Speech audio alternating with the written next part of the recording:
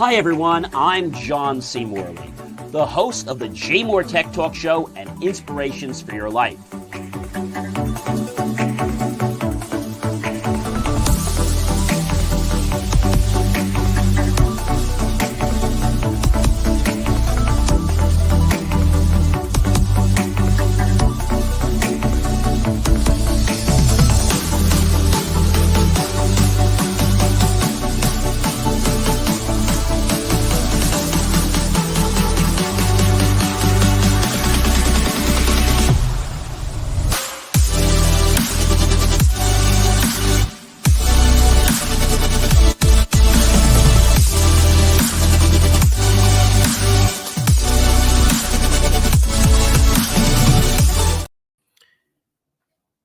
Hey guys, how are you? It is John C. Morley here, serial entrepreneur. It is great to be with you guys tonight. It's amazing because we have another fantastic show that I can't wait to share with you guys. So definitely want to share that with you guys here. So much to talk about in regard to the JMOR Tech Talk Show. So I am your host, John C. Morley here, serial entrepreneur.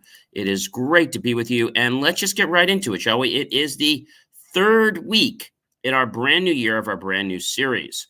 So, ladies and gentlemen, this is Futuristic Tech Unveiled is the title for this show, JMOR Tech Talk. It's Series 3, which means we're in third year, and we're on show number 3. And today is January 19th, 2024, and welcome. So, I have been talking a lot about CES. Well, I've got a little more to share with you about CES. But first, I want to talk about something interesting, which is Microsoft's exposes Russian state-sponsored hackers in this espionage, which is interesting because, you wouldn't expect this to happen, but it did. They were going after the executives at Microsoft. And this was recently stated just this afternoon that a Russian state-sponsored group hacked into its corporate system on January 12th and stole some emails and documents from staff accounts. Now, the Russian group was able to access a very small percentage, according to Microsoft, of corporate email accounts, including members of its senior leadership team and employees in its cybersecurity, legal, and other functions, the company had said. And Microsoft's threat research team routinely investigates nation-state hackers such as Russia's Midnight Blizzard, who they say is responsible. The company said its probe into the breach indicated the hackers were initially targeting Microsoft to learn what the technology giant knew about their operations. The company said the hackers used a password spray attack starting in November 2023 to breach a Microsoft platform. Hackers use this technique to infiltrate a company's system by using the same compromised password against multiple related accounts, which is why you do not want to use the same password on multiple accounts. The Russian embassy in Washington and Ministry of Foreign Affairs did not immediately respond to a request for comment. Microsoft said it investigated the incident and disrupted the malicious activity, blocking the group's access to its system. Quote unquote, this attack does highlight the continued risk posed to all organizations from well-resourced nation-state threat actors like Midnight Blizzard, close quote. And the company said nothing that the attack was not the result of a specific vulnerability in its products or services. Of course, they wouldn't say that. They also said, quote, to date, there is no evidence that the threat actor had any access to customer environments, production systems, source code, or AI systems, close quote, a company blog had read. But again, they're just saying this. It's not really proven. So Midnight Blizzard is also known as APT-29, Nobilium, or Cozy Bear by cybersecurity researchers and linked to Russia's SVR spy agency, according to the U.S. officials. And the group is best known for its intrusions of Democratic National Committee surrounding the 2016 U.S. election. The Microsoft products are widely used across the U.S. government, and the company faced criticism last year for security practice after Chinese hackers stole emails belonging to senior U.S. State Department officials. Whoa. So that's very interesting that just sort of happened. So let's get into some other things. So first thing I want to tell you, ladies and gentlemen, is no more cookies. So if you like cookies, there's going to be no more cookies. Chocolate chip, peanut butter, spritz, oatmeal, peanut butter blossom, or some other ones. Well, not really cookies like the ones you eat, guys. I'm talking about cookies that are actually used by websites to learn about your specific shopping behavior. Yeah, that's what they're all about. And I feel that it's crazy how this is happening. And I don't know. I don't know what's going on, but I can tell you that they are concerned because of security reasons. That's the reason why they are very, very concerned. And so, it's interesting to know what's happening and what's going on. But the question is, what is really going on?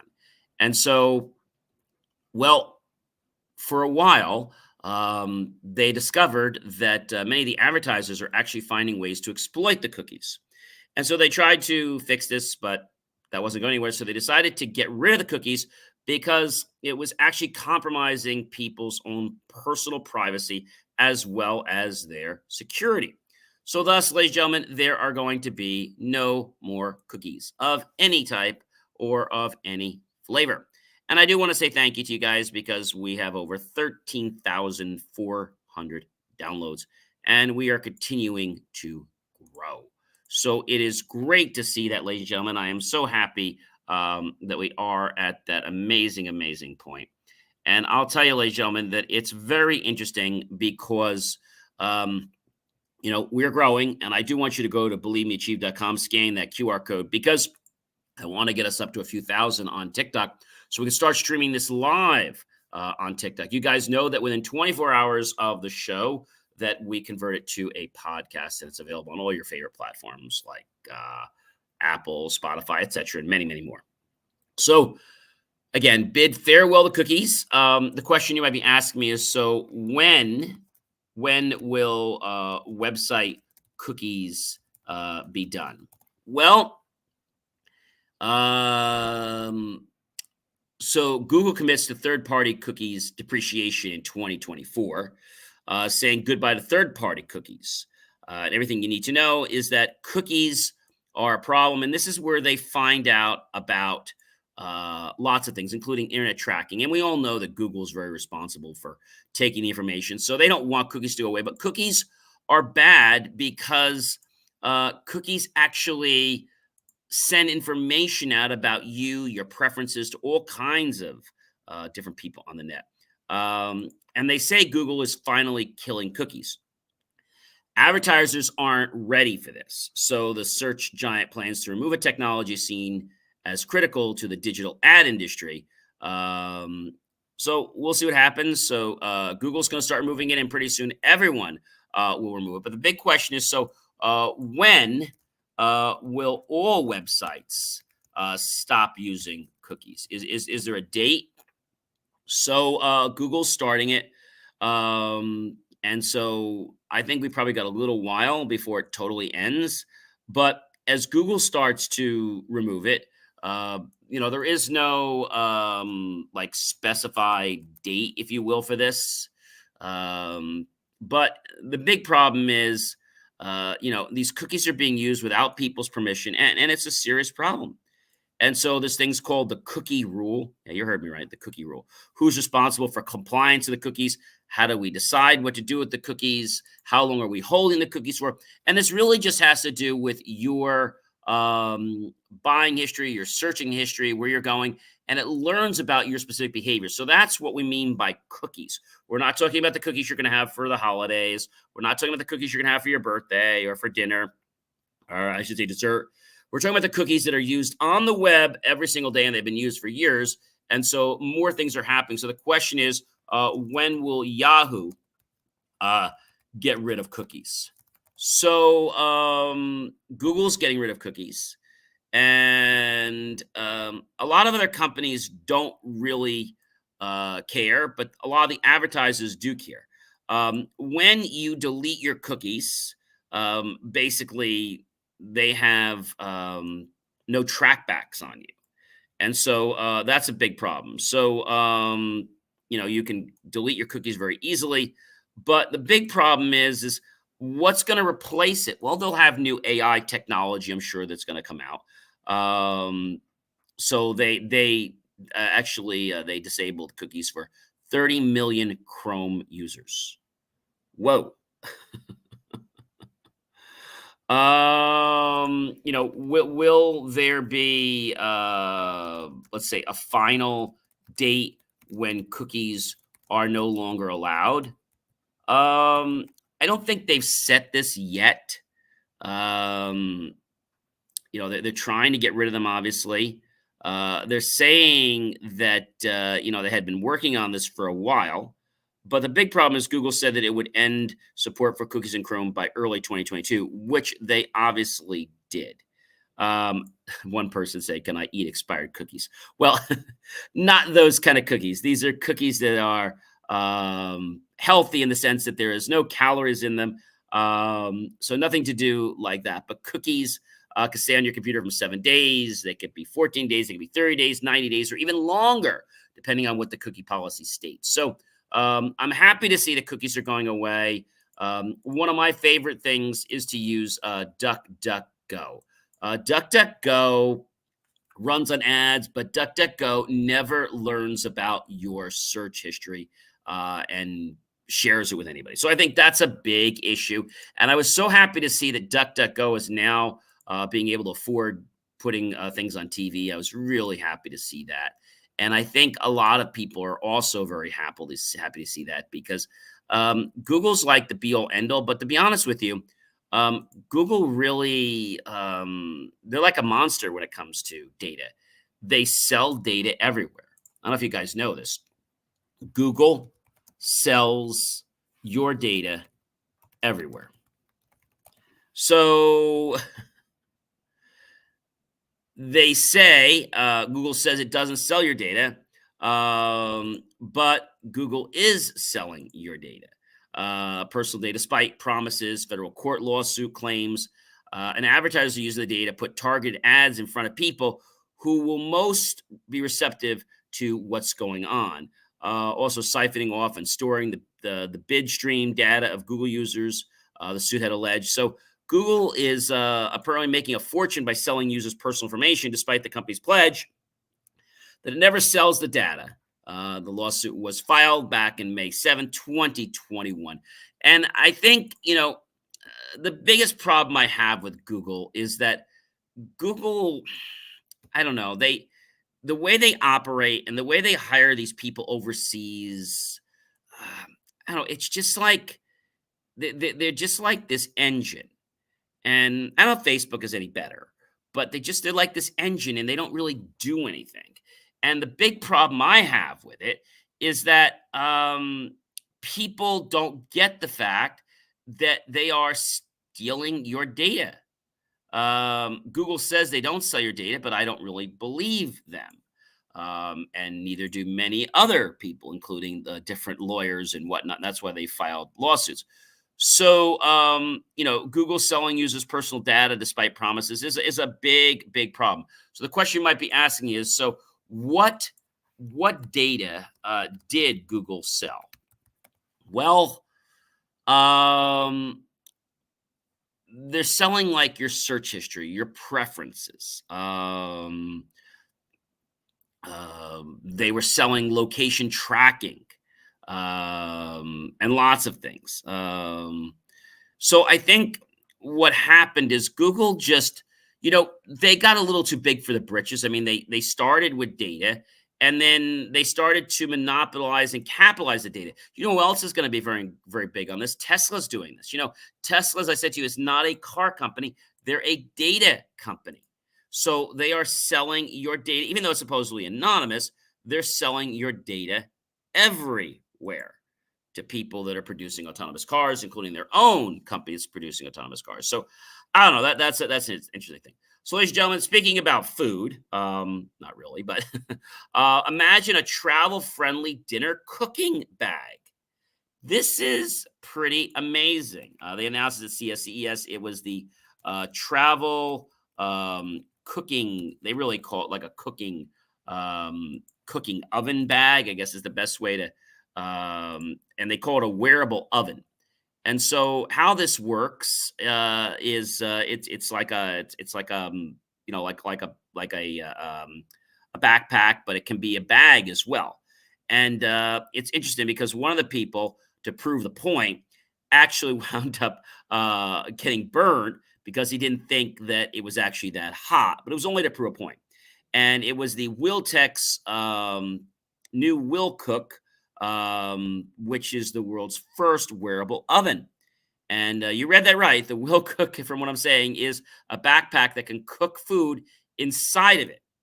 Now, why the heck would you want to do this? Well, obvious reasons. Maybe you're a hiker, you're a camper, and maybe you just want to get dinner going so you have a few extra minutes when you get home.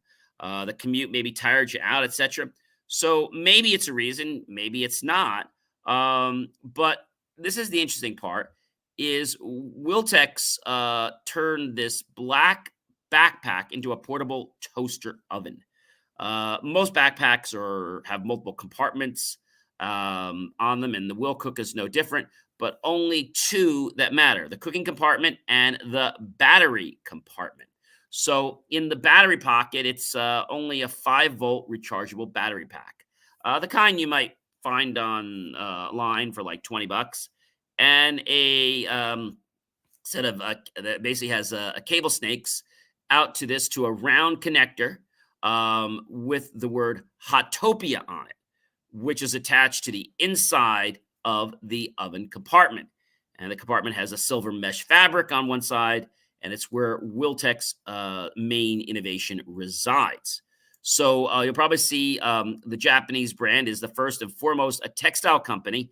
It developed a thin mesh fabric and describes it as an embedded heat ray.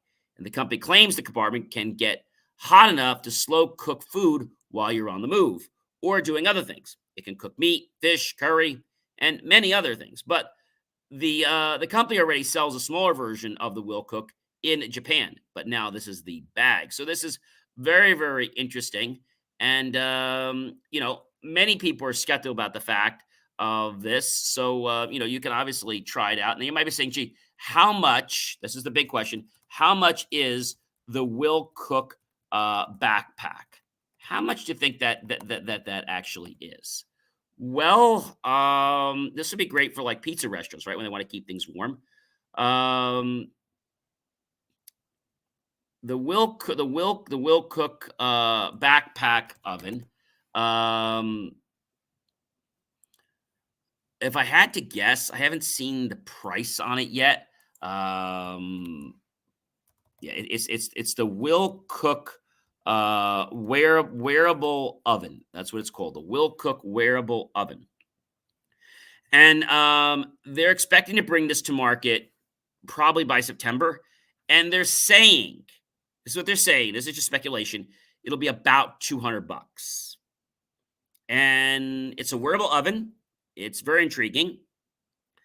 But is it really practical? That's the question. A wearable oven. I mean, do you ever think you'd be wearing an oven? I mean, are we that busy that we don't have time to actually put stuff in an oven? It's a backpack, and they say it's going to revolutionize the way we prepare our meals. So I don't know. This is intriguing to me. Are more people going to jump on this bandwagon? Again, the first wearable oven. I don't know. My feeling is that this could be a fad. I also don't know how well this is going to work. Is there going to be, a warranty on it or not? And everything like this, everybody likes fads, right? But then the question is it really practical? Is it going to work? And they claim that it really cooks. Now, I haven't had the chance to actually get one of these yet, but wearable tech is not something new. And like I said, they're already selling a small little bag in Japan that actually cooks, similar to this, but it's just a little bag. But this is actually a whole backpack. So I don't know, ladies and gentlemen, this is an interesting concept, but I don't know.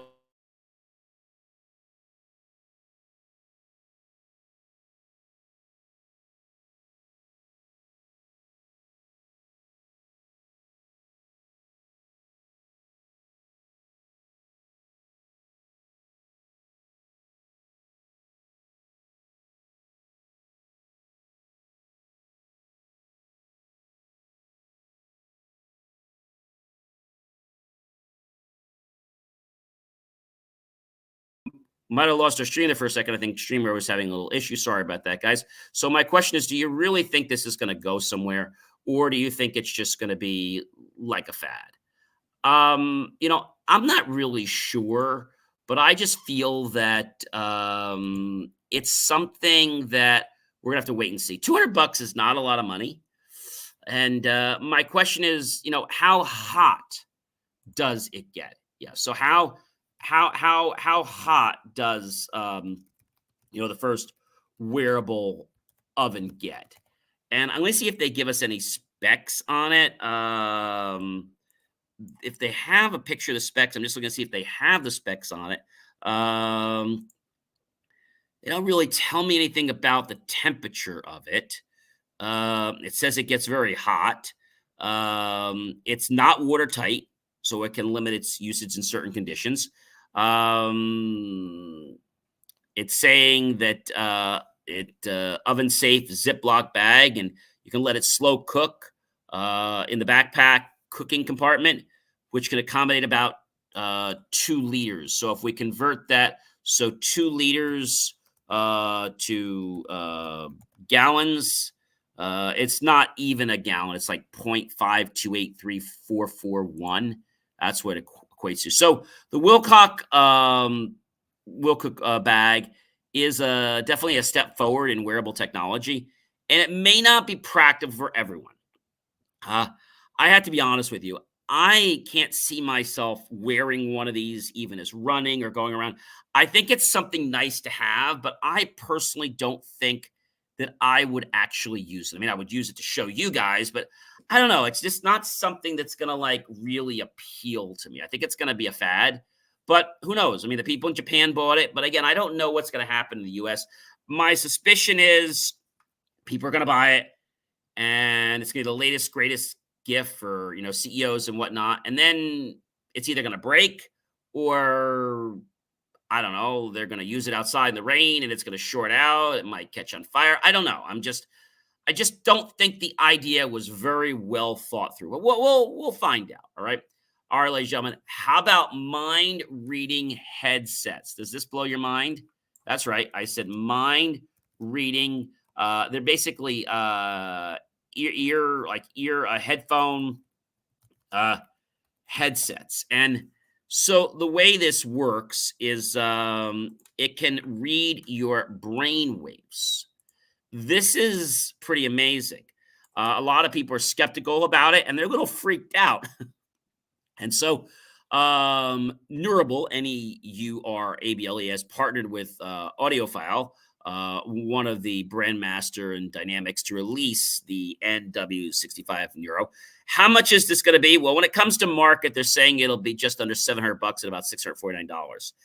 And that might be a little higher than the AirPods Max, but it's going to do a lot more than the AirPods Max. So the prototype of the headphones using the Neurable's brain computer interface, BCI, brain computer interface, leverages neural sensors to measure brain waves and reading a series of numbers popping up on a laptop screen. You can easily focus to start a spike. And the same thing can happen, when you read an article on an iPhone or et cetera. You can cause different occurrences, right? And it might be nice to have this. And you might think that, when you need to take breaks, but studies show that by the time your body tells you you should stop working for a bit, you're likely already making more errors and have lost focus. So that's pretty cool. It's like a way to know, almost like you're going to have that in the cars thing too. Like when you're getting tired of driving, it's going to recommend that you take a break. One of the quotes they made, and I have to share this with you: imagine how much smarter and responsive Siri and Google Assistant could be if they could nearly read your thoughts. That's a little scary. And again, when we say thoughts, we're talking about the impulses, not really true thought. So it could make it easier and give it the ability to listen quicker. It's just a simple headset that you put on. And so it's interesting, but my question is it going to have an application? And I think it is, because you're going to be able to think about something, and that's going to affect certain parts of your brain. sending more electrical activity stimulation, and thus causing that to maybe move a jet left or jet right. So what's going to happen is you're going to have to calibrate it. So when you're thinking about moving left, you maybe have to calibrate that it's moving left, moving right. I'm not sure how they're going to do that, but it's definitely interesting. Of course, the price tag will come way down on it. I feel right now that that's just in its infancy, but we're going to have to see what happens. So, ladies and gentlemen, I know a lot of you shop in stores, right? Maybe it's large department stores, or maybe it's just small mom and pop stores. But what would you think if you went into your, I don't know, you went into like your Macy's or any of your big department stores, and you found out that they were using their video that's used to prevent theft for more than that? What if they were using it to profile and get detailed demographic information on the people that were shopping in the store? Now it goes a little bit further. Not only could they do that, but now they could become omni-channel present. So you could be online, you could be in the store, and it would know how to market to you with different screens and whatnot, whether you're online or within the store, because it knows who you are. It knows your face. I think that's getting a little bit wacky, and I don't want to say scary, but I think it's starting to step over the line of personal privacy. I mean, I think technology is great. Don't get me wrong about that. I think technology is amazing, but I think right now we're pushing a boundary, and this boundary that we're pushing could be a slight problem, because the question I have is, now you're in a store, you're using it for one thing, and now suddenly you learn that when this person comes to the store, they're always buy sunglasses. So is that really fair that you learn that from them online and then you pool that data? I don't know. So it's a little bit worse than cookies, because what'll happen is the website's going to learn basically who you are, and then it builds a database on their end from your face. So it's worse than a cookie. It takes your image and then associates that, builds a database, and then you get to the store, it recognizes who you are. Oh, that must be John, such and such. Great, I know he wants to buy Ray-Ban glasses, so I'm going to show him Ray-Ban glasses when he comes in and try to catch his attention. I think that's wrong. I really think it's wrong. So I think, and I'll talk more about this as we go on. Like, they had the story in London a while back. We talked about how they had the, this in your face, the Pepsi Max experience. And even I think that's wrong, because I think there's a point where there's advertising, but I think they're stepping over the line. And I think advertisers and marketers, I think they don't care if they're getting your personal space. And I know one thing, being in advertising, being in marketing, I'm always respectful, not only of producing high quality, truthful content, but content that's not going to exploit or step into your personal space. I think that's really something that a lot of companies don't care about. They just care about the dollars. Now, some people have disabilities. One of my guests the other night on the Inspirations for Your Life show actually has a blind, isn't able to see fully. Imagine wanting to watch the football game, right? But you can't see it all, or you can see a little bit, so you can't really see the screen very well. OneCourt, experiencing football without sight. So let's talk a little bit about this. It's OneCourt system, and you can experience football. I mean, I think this is kind of cool. They're hoping to bring live play to people with blindness or low vision. So you basically have your game, and the game communicates through wireless, through your laptop, whatnot. And so what happens is they can literally feel where the players are, what they're doing. They showed this on, I think it was New Year's Eve at a Chiefs game for the first time in a venue, and they tested the device out, and people liked it. So they say they've got some promising results. The question you might be asking is, how much will OneCourt cost? Yeah. I don't know. because they're not really telling us. I think it's still in that stage. Uh, right now. I think they're still working on some deals. They just received back in January, I think it was around the 10th, they got 140,000 funding through a business plan, competitions and awards with large portions coming from artificial intelligence for accessibility and grants from Microsoft. But so they have a site out already. It's called OneCourt.io. I have to imagine that you're going to buy this device and then you're going to pay for, the software as a service. So their whole goal is make live sports more accessible to fans with blindness or low vision. And although it sounds pretty interesting, the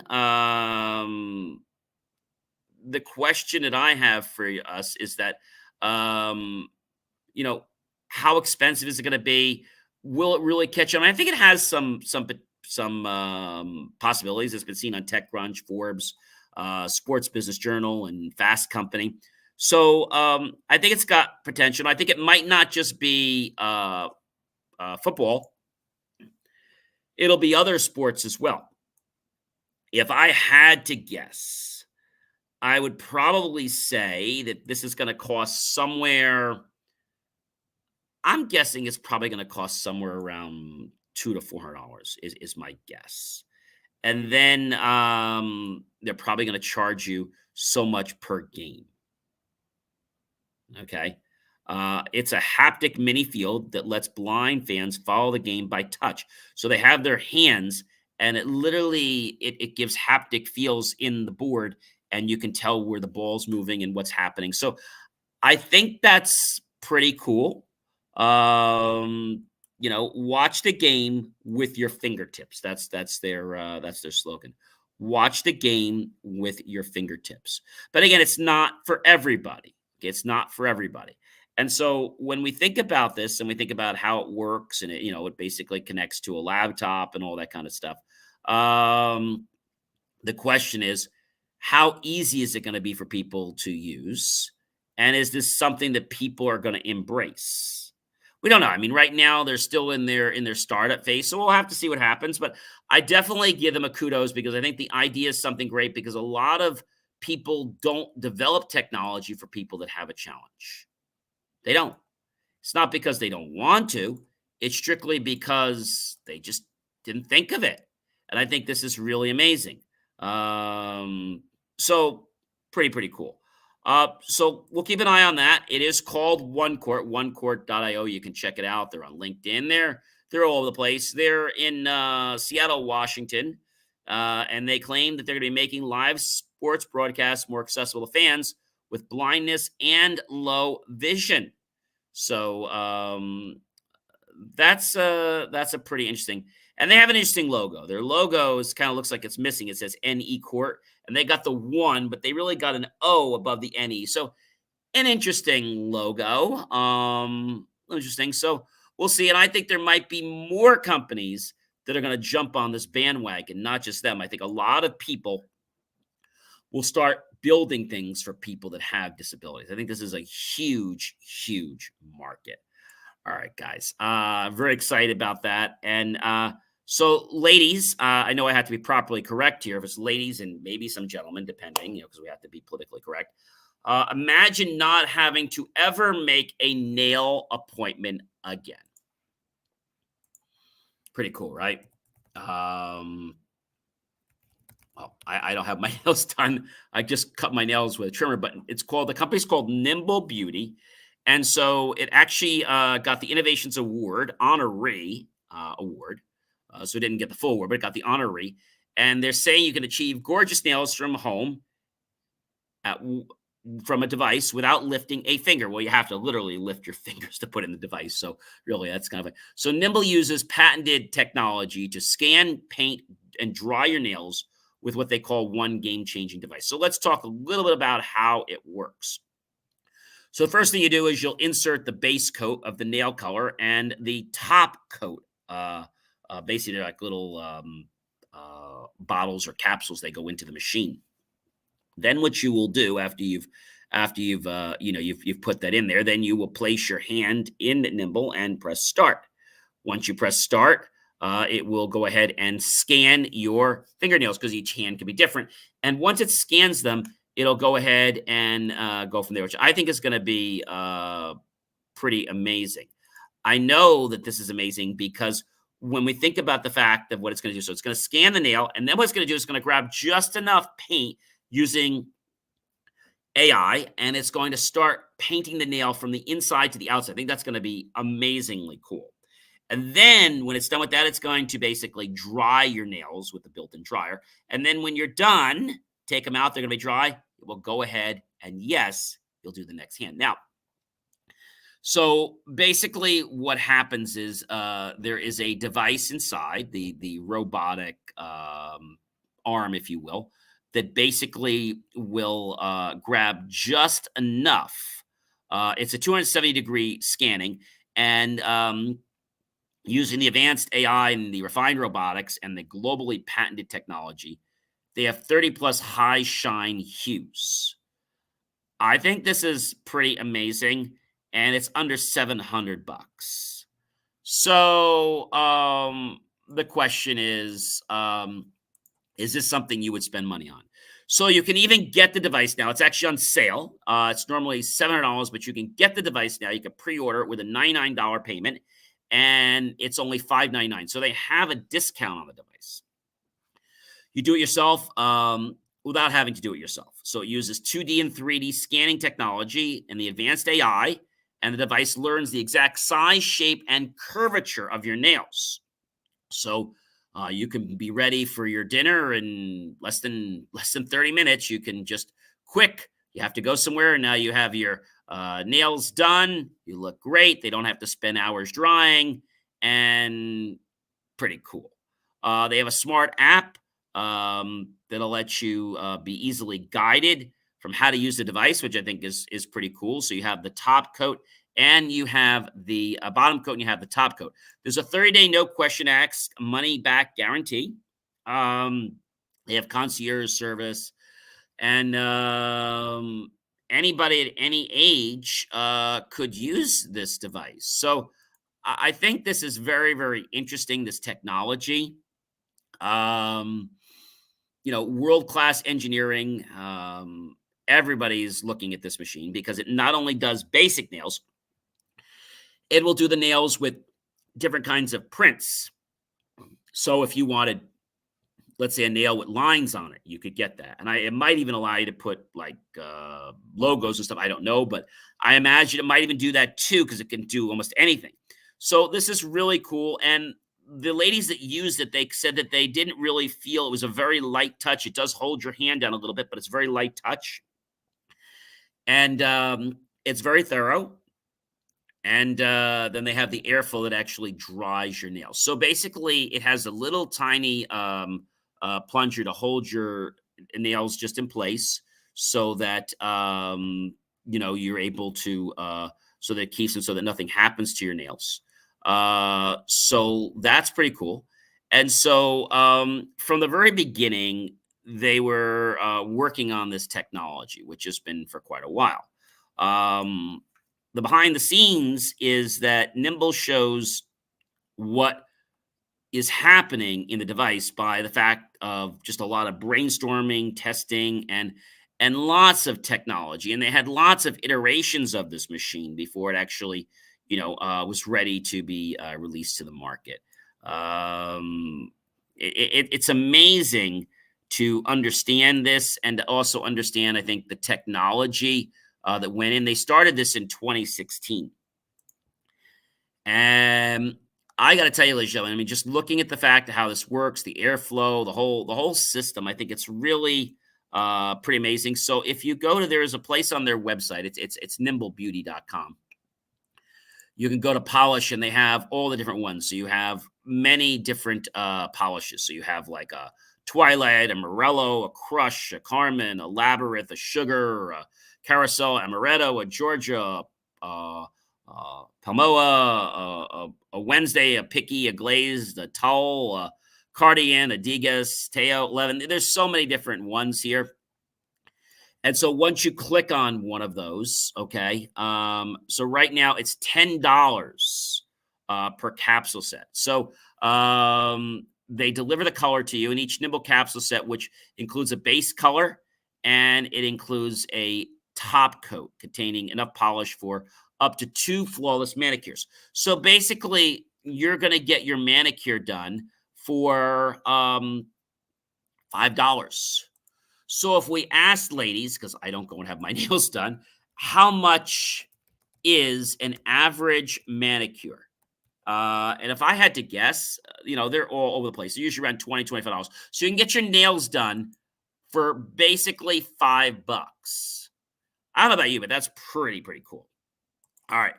In more technology from CES, there is the X1 Interpreter. What the heck is the X1? Yeah, it's called the X1 Interpreter. And this was at the CES 2024. I told you next year I definitely want to go to the show in person. So it's called the Time Kettle X1 Interpreter Hub, and it wins the honoree, not the full award, but the honoree.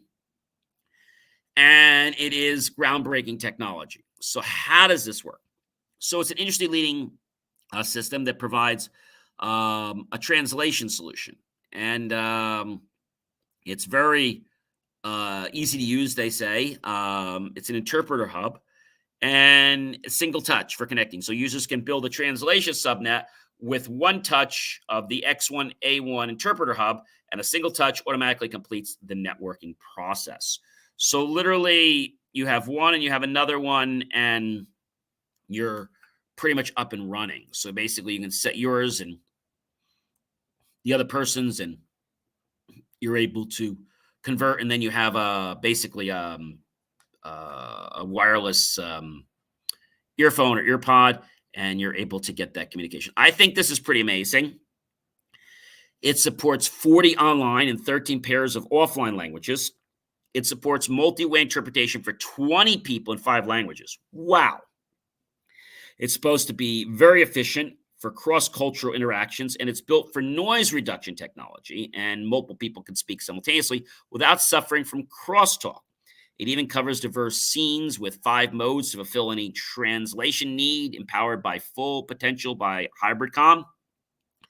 So I think this might be something we're going to see in courts, and a lot of places where we normally would need an interpreter. So now the next question you're probably going to ask me is, how much is the Time Hub? If you had to guess, how much do you think the Time Kettle X1 Interpreter Hub is going to be?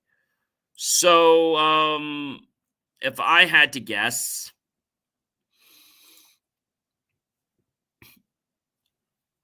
I'm thinking we're probably talking like $500, but I don't know. When I go to their website to look and see, if I go here to pre-order, I'm just going to see what it says if it gives me a price. Well, what did I tell you? I said $500, didn't I? It's under $700, $699. So they have the interpreter hub, and then they have what they call the mini translator. So the mini translator is another little piece. And so basically it's designed.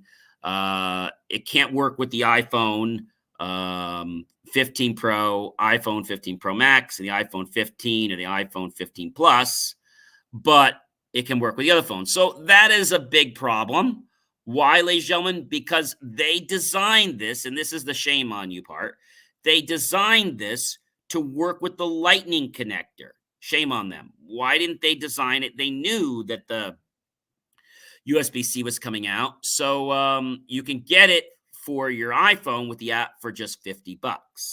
Now, if I go to the iOS, let me see if they support it on the iOS model. It says it doesn't support it. Please note, nope, Zero can't work with it either. So even if I buy the iOS device, I can only work on it basically on the 14. So, but if you do need to do your own interpreting without the phone, you can just buy the complete hub, which, like I said to you, is just under $700, and that comes with the earbuds as well. So if you didn't have your iPhone, you were able to do that. You can just get the interpreter. Great for companies to have, and you can set the language so it automatically knows what to communicate. So I think that's really, really cool. We've had an amazing show, and I do want to let you guys know that next week, in case you guys are wondering, next week is going to be, let's see if I have this right, should be show number 4. Yeah. So next week, we have a great guest coming on. It's going to be, our show will be at 3:00 on the 26th. And his name is, well, I'll tell you the name of the company. It is Battersby. So, this is really, really cool. A Battersby, it's a pitching dream for people. They call it Pro Batter is actually the name of their company. So a few of them will be joining me. They're actually out of Connecticut, and we're going to learn a little bit about their technology. Even though it's not AI yet, they have a really cool system that operates by showing you a pitcher. They have a basically a canister behind it, and it just keeps funneling balls. So you pick what kind of pitch you want. Shows that a pitcher that makes that pitch, and then when it's about to pitch, the ball comes out of the screen. Pretty cool. So definitely tune in for that next week. Ladies and gentlemen, you know who I am by now? Sure you do. I'm John C. Morley, serial entrepreneur. You know it's been an amazing privilege. Of course, you know it's a pleasure and an honor to be with you this fantastic evening. And I want you guys to definitely go and go to the QR code or believemeachieve.com and check out all my amazing inspiration. But please, ladies and gentlemen, go to my TikTok page and follow me. We want to reach a few thousand followers so we can stream this show live to TikTok as well as all these other great platforms. Have yourself a fantastic evening, and I'm going to catch you guys next week with one of my great guests, learning about the batter system, which I think you guys are going to find very interesting. Again, it's called Pro Batter, so definitely check that out.